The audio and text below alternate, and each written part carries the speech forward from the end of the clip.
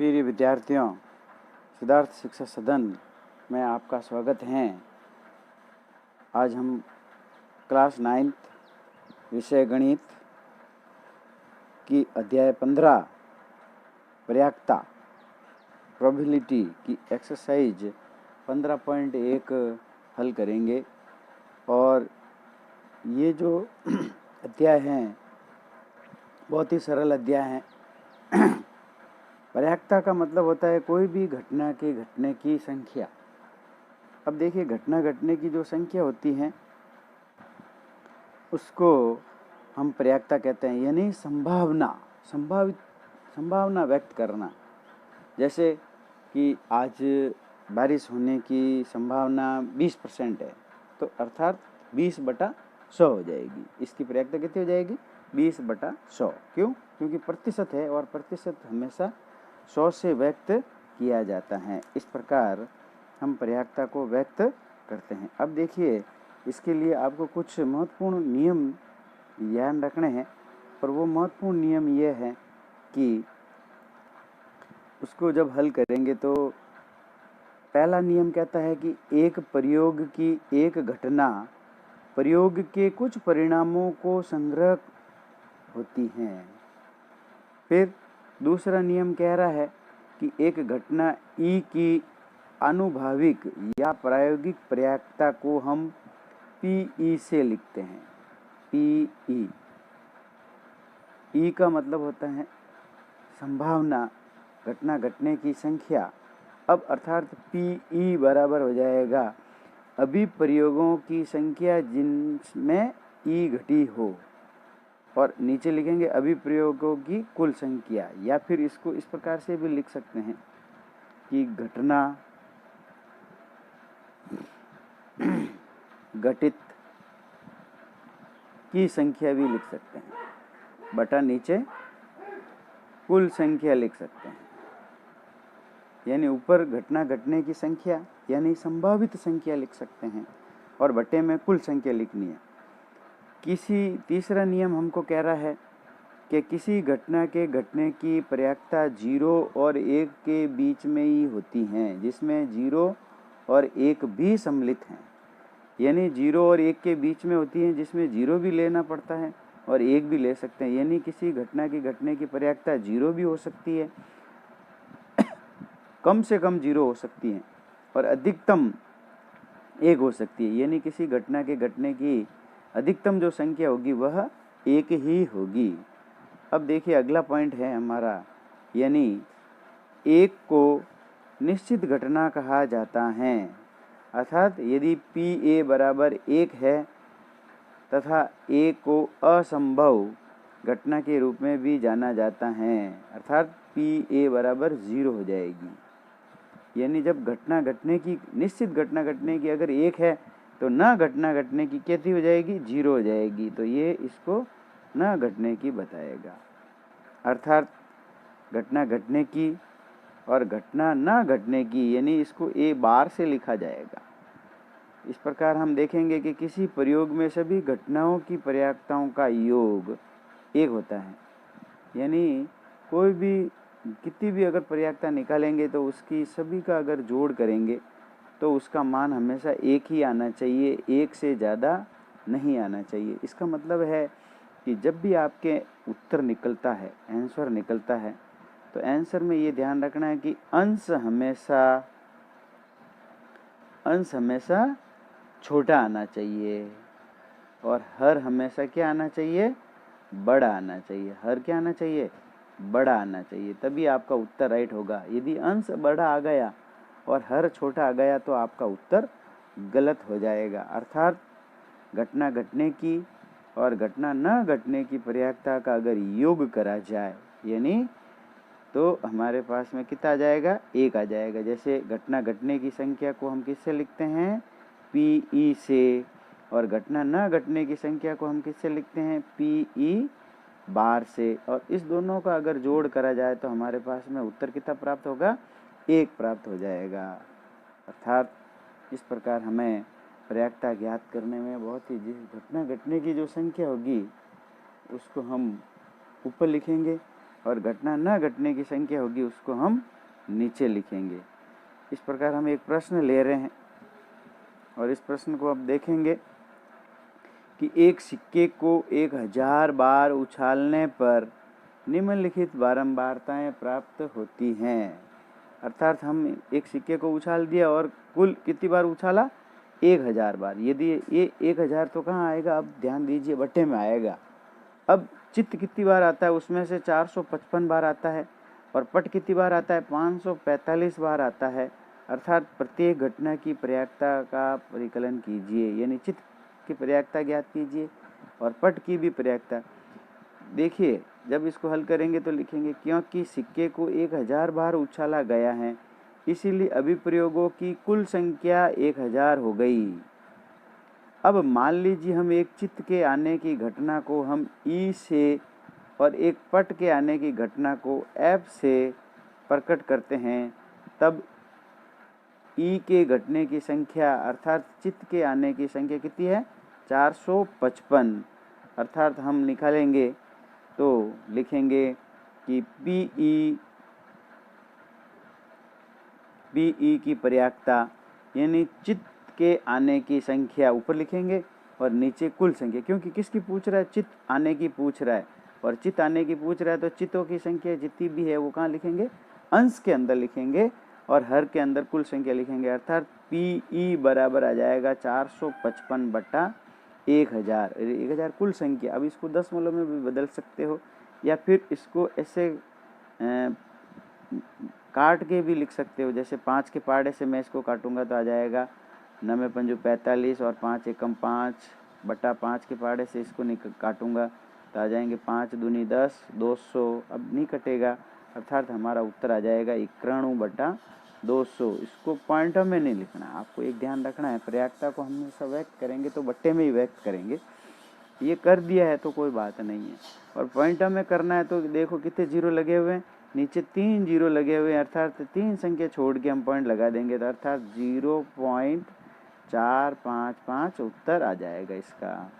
तो ये तो किसकी आ गई? चित्त आने की पर्यायता आ गई। अब ऐसे कैसे दूसरे की पर्यायता पूछ रहा है, इसी प्रकार एक पट के आने की पर्यायता ज्ञात कीजिए। तो पट के आने की पर्यायता यानी पट्टों के आने की संख्या को हम अंश के अंदर लिखेंगे और कुल संख्या को हम हर में लिखेंगे। तो इस प्रकार इसको हम पी एफ से व्यक्त कर रहे हैं, कोई भी अल्फ़ाबेट से व्यक्त कर सकते हो। तो इसको हम लिख देंगे 545 बटा 1000। इसको भी आप काट के हल भी कर सकते हो। जैसे 545 बटा 1000 है तो इसको हमने 5 के पहाड़े से विभाजित कर दिया तो 5 दूनी 10, नीचे तो आ गए 200 और ऊपर भाग दिया तो आ गया 5 एकम 5, 0 और 5 नम 45। अब ये किसी भी पहाड़े से नहीं कटता है तो हमारे 109 बटा 200। ध्यान दीजिए कि अब मैं अगर दोनों पर्यायता निकाल दी, मैंने पीई भी निकाल दी और पीएफ, अगर इसकी दोनों की जोड़ करता हूँ तो इसका मान हमेशा कितना आना चाहिए? 1 ही आना चाहिए। अगर 1 से ज़्यादा आ गया तो आपका उत्तर गलत आ जाएगा, मतलब उत्तर गलत हो जाएगा। प्रत्येक अभिप्रयोगों में ई और एफ ही केवल 2 संभव परिणाम हो सकते हैं। ठीक है, तो अर्थात इसका उत्तर आ जाएगा हमारे पास में, और इसकी अधिकतम जो पर्यायता होगी इसकी जोड़ करने पर 1 ही आना चाहिए। 1 से ज़्यादा आ गया तो उत्तर आपका गलत। अब देखिए, इसी प्रकार हम एक और प्रश्न लेते हैं। कोई भी प्रश्न को हल करना बहुत ही आसान है, प्रिय विद्यार्थियों ध्यान दें। और ये बिल्कुल जिसकी घटना घटती है उसको अंश के अंदर लिखना है और हर में कुल संख्या लिखनी है, बस ये नियम ध्यान रखना है। जैसे प्रश्न कह रहा है कि 2 सिक्के को एक साथ 500 बार उछालने पर हमें ये प्राप्त होता है कि 2 चित आते हैं 105 बार, 1 चित आता है 275 बार और कोई भी चित नहीं आता है 120 बार। अब ये दे दी। अब इनमें से प्रत्येक घटना के घटने की पर्यायता ज्ञात करने का कह रहा है। तो प्रत्येक घटना की ज्ञात करने का कह रहा था, यानी 2 चित की ज्ञात करनी है, 1 चित की भी ज्ञात करनी है और कोई चित नहीं आने की भी पर्यायता ज्ञात करनी है। 3 पर्यायता ज्ञात करनी है। यहाँ पे आराम से सवाल को समझिए। अगर इस प्रश्नावली को आपने अभी अच्छी तरह से समझ ली तो ये भी आगे की कक्षाओं में बहुत ही महत्वपूर्ण है। और ये आगे की कक्षा में भी चलेगी ऐसे कैसे। आइए हम 2 चित्तों के आने की घटना को E1 लिख देते हैं, 1 चित्त के आने की घटना को E2 लिख देते हैं और कोई भी चित्त न आने की घटना को E3 से प्रकट कर देते हैं। अर्थात हमारे पहली पूछ रहा है कि 2 चित्त आने की, अर्थात PE1 बराबर हो गया 105/500 और इसको हम काट के हल कर देंगे। जैसे 5 एकम 5, 0 का 0 और जब इसको काटे तो 21 आ जाएंगे, यानी 21/100 आ जाएगा। और जब 21/100 आएगा तो इसको चाहो तो दशमलव में बदल दो, तो बदल देंगे तो 0.21 हो जाएंगे, या फिर ऐसे भी लिख के छोड़ सकते हो, ये भी उत्तर आपका राइट माना जाएगा। 21/100 लिखो तो भी राइट माना जाएगा। अब इसी प्रकार से 1 चित्त आने की ज्ञात करेंगे तो PE2 लिख देंगे और इसमें लिखेंगे 275/500 और इसको भी जब काट के हल करेंगे तो आ जाएंगे 55/100 आ जाएगा। अब 55/100 भी लिख सकते हो और या फिर इसको 0.55 भी लिख सकते हो, बात एक ही है। पॉइंट में लिखो या बिना पॉइंट में। फिर इसी प्रकार हम तीसरे की ज्ञात करना करेंगे, यानी कोई भी चित्त न आने की घटना E3 से व्यक्त करेंगे तो PE3 बराबर आ जाएगा 120/500, 10 से 10 कट जाएगा तो हमारा उत्तर आ जाएगा 12/50। फिर इसको और काट दीजिए तो आ जाएगा 6/25। अब ये भी लिख सकते हो, इसको 6/25 भी लिख सकते हो या 0.24 भी लिख सकते हो, दोनों राइट है। ये 6/25 भी लिखोगे और ये पॉइंट में लिखोगे तो भी राइट। अब हम इसकी जांच करने के लिए क्या करेंगे, तीनों प्रयाक्ता का जोड़ करेंगे।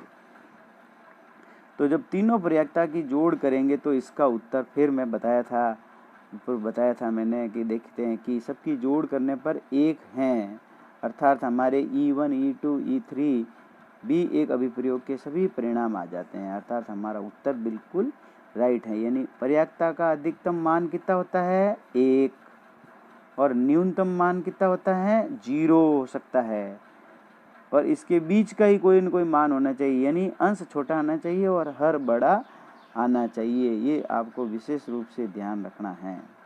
यदि अंश में आपने बड़ी संख्या लिख दी और हर छोटा लिख दिया तो उत्तर गलत आ जाएगा। अब देखिए एक प्रश्न है कि एक पासे को 1000 बार फेंकने पर प्राप्त परिणामों को 1 कितनी बार आता है, 2 कितनी बार, 3, 4, 5, 6 कितनी बार आता है, उसकी बारंबारता नीचे सारणी में दे रखी है। तो कोई बात नहीं, यानी एक परिणाम आने की पर्याप्तता है 179 है, 2 आने की 150 है, 3 आने की 157 है, 4 आने की 149 है और 5 आने की 175 और 6 आने की 190। प्रत्येक परिणाम के प्राप्त होने की पर्याप्तता ज्ञात कीजिए। अब प्रत्येक की ज्ञात करनी है, यानी 1 आने की ज्ञात करनी है, तो वही हम इसको किसी एक नाम से दे देंगे PE1। तो हम जैसे लिखेंगे इसको कि प्रत्येक परिणाम को प्राप्त होने की पर्याप्तता ज्ञात कीजिए। मान लीजिए एक को हमने E1 दे दिया, दूसरे को हमने E2 दे दिया है, फिर E3, E4, E5, E6 तक दे दिया, क्योंकि 6 परिणाम है। अब 6 परिणाम, तो पहला परिणाम लिखेंगे PE1 बराबर 1 की बारंबारता, यानी 1 घटना घटने की 1 कितनी बार आने की पर्याप्तता, यानी और पासों की कुल संख्या कितनी होती है वो भी आपके दी हुई है यहाँ पर प्रश्न के अंदर। अब पासों की वैसे 6 संख्या होती है, लेकिन 6 की परिणाम दे दिया है, लेकिन यहाँ पे कुल परिणाम मतलब 1000 है, क्योंकि पासों को 1000 बार फेंक रहा है। अब अगर एक पासे कोई अगर फेंकता है तो कुल परिणाम 6 होते हैं, ये ध्यान रखना है आपको, क्योंकि यहाँ तो एक पासे को 1000 बार फेंक दिया गया है तो कुल 1000 हो गई है, और फिर 1 आने की पर्याप्तता भी लिख रहा है, 2 की लिख रहा है, 3 की, 4 की, 5 की, 6 की, सब की लिख रहा है। तो आपको कंफ्यूजिंग नहीं होना है यहाँ पे कि कुल संख्या 6 हो जाएगी, 6 नहीं होगी, कुल संख्या यहाँ पे 1000 होगी। तो 1 की जब मैं ज्ञात करूँगा तो लिख दूंगा 1 के जितनी घटना घटती है 179 घटती है तो 179 अंश में लिख दिया और बटे में लिख दिया 1000। अब आप चाहो तो इसको दशमलव में बदल दीजिए, नहीं तो ऐसे कैसे भी रख सकते हो।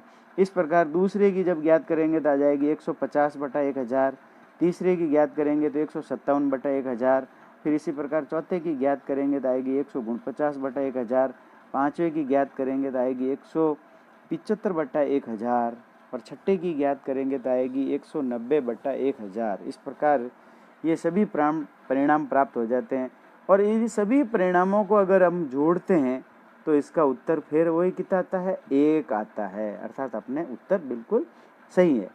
प्रत्येक घटना की प्रयाक्ता 0 और 1 के बीच में होती है। देखो बताया मैंने, बार बार बता रहा हूँ कि 0 और 1 के बीच में होती है। 0 भी हो सकती है और 1 भी हो सकती है, दोनों में से एक हो सकती है, और इसके बीच की संख्या भी हो सकती है। अब इसके बीच की जो भी संख्या होगी वह 2/5 हो सकती है, ऐसे 2/11 हो सकती है, 1/25 हो सकती है। ऐसे कभी नहीं होगी कि 5/3 कभी नहीं होगी, ये ध्यान जरूर रख लेना, क्योंकि 5/3 1 से बड़ी हो जाती है, अर्थात परिणाम गलत आ जाता है। सभी प्रयाक्ताओं का अगर योगफल करते हैं घटना घटने की और ना घटने की, तो उसका उत्तर भी कितना आना चाहिए, 1 आना चाहिए, तो आपके उत्तर राइट है, अन्यथा गलत है। अब हम इसी प्रकार इस सभी परिणामों के संभव परिणाम आ जाते हैं और हम उत्तर लिख देते हैं। अब हम प्रश्नावली 15.1 का कोई भी प्रश्न हल करना है तो आप सबसे पहले दिया गया लिख दीजिए। दिए गए में क्या क्या दिया, जैसे इसमें देखो, इस प्रश्न को ही समझते हैं कि एक क्रिकेट मैच में एक महिला बल्लेबाज खेली गई 30 गेंदों में से 6 बार चौका मारती हैं।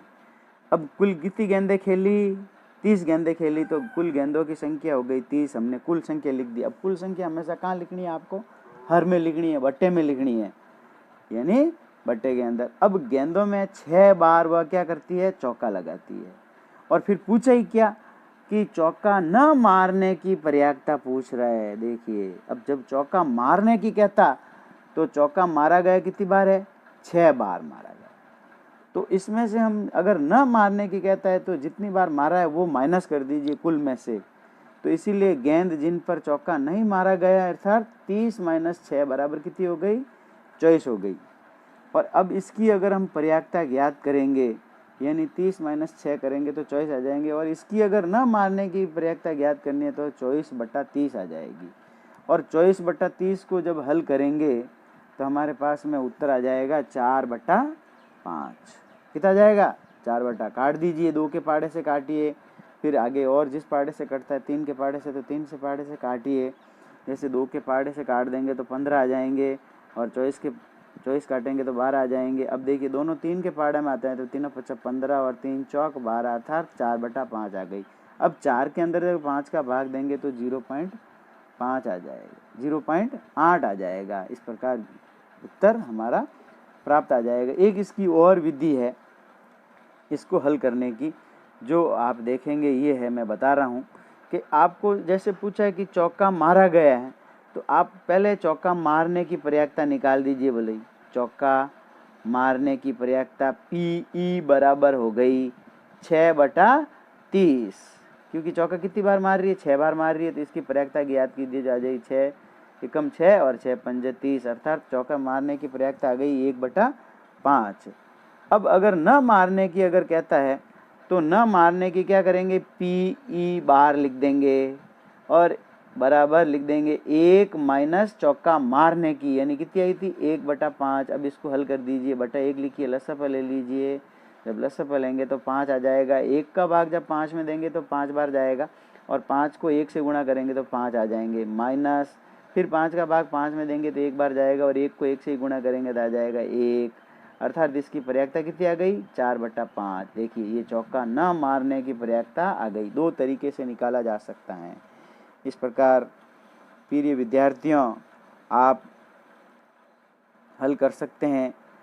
चौका न मारने की या घटना न घटने की प्रयाक्ता कहता है तो 1 - घटना घटने की प्रयाक्ता को माइनस कर दीजिए, यानी 1 में से माइनस कर दीजिए। अब ऐसे प्रश्न और कई पूछे जाएंगे, उसके अगले वीडियो में आपको बताए जाएंगे। फिर भी मैं आपको बता देता हूँ कि जब भी आपको घटना घटने की क्या दी हुई प्रयाक्ता होती है, जैसे कि PE बराबर दे देता है, ऐसे क्वेश्चन डायरेक्ट कभी कभी पूछता है कि PE बराबर 0.5 हैं, तो PE बार निकालिए, यानी न घटने की प्रयाक्ता निकालिए। तो आप क्या करेंगे, 1 - 0.5 कर देंगे। अब इसमें से घटाएंगे तो कई जनों को ये घटाना नहीं आएगा, तो आप लिखेंगे 1.00 और फिर 0.5 लिखेंगे, घटाएंगे तो आ जाएगा इसका भी 0.5। इस प्रकार से अगर घटना घटने की कहता है और न घटने की पूछता है तो 1 में से माइनस करना है, और घटना घटने की न घटने की दे देता है और घटना घटने की कहता है तो भी 1 में से माइनस कर देना है। ये ध्यान रखना है आपको। और इस प्रकार आप इस वीडियो को अच्छी तरह से देखें, और अच्छी तरह से देखेंगे तो बहुत अच्छी तरह से समझ में। विशेष एक बात ध्यान रखनी है कि उत्तर लिखते समय अंश में संख्या छोटी होनी चाहिए और हर में संख्या बड़ी होनी चाहिए। बस ये उत्तर का जांच है। अगर आपने ऐसे नहीं लिखा तो उत्तर आपका गलत आ जाएगा। इस प्रकार वीर विद्यार्थियों, चैनल को ज़्यादा से ज़्यादा सब्सक्राइब करें, लाइक करें, शेयर करें तथा कोई भी कमेंट हो तो कर दें। वीडियो देखने के लिए थैंक्स।